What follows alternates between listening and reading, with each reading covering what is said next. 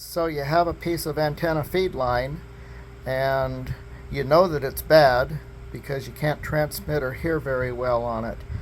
But which end is bad? You can't tell with an ohm meter, but here's a real easy way you can tell if you have a couple of simple pieces of test equipment that any ham that is serious about antennas and whatnot should have.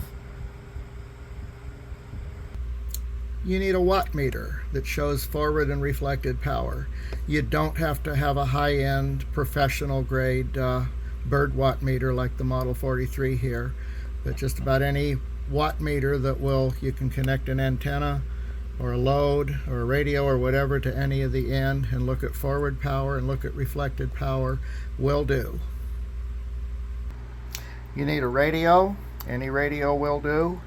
If you're using anything other than a walkie-talkie, like a 50-watt radio or whatever, you want to set it at the lowest power setting to help protect the finals, because you're going to definitely see a mismatch.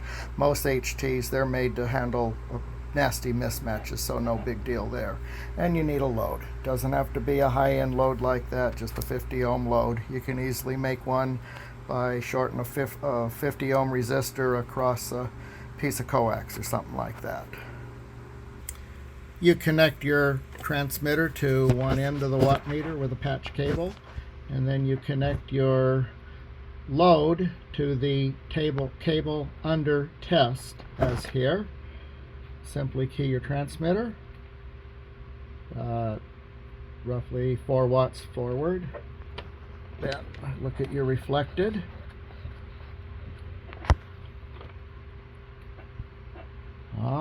Pretty close to the same.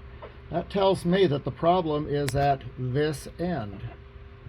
But I'm going to verify that by flipping this cable around and putting this end to the load and the other end on the load to the watt meter. Now with it flipped around, we'll test it again. We'll look at forward power here. And we got 4 watts. That makes a little better match, so I'm sure it's going to be better here. Now let's look at our reflected. And about 2 watts reflected. Reason this works, now that's confirmed that the problem is now at the end connected to the load. The reason this test works is because there's insertion loss in any transmission line, especially 15 feet of RG58 at UHF. There's going to be noticeable insertion loss. So with the bad connector right at the watt meter, you're going to see almost as much reflected as you see forward.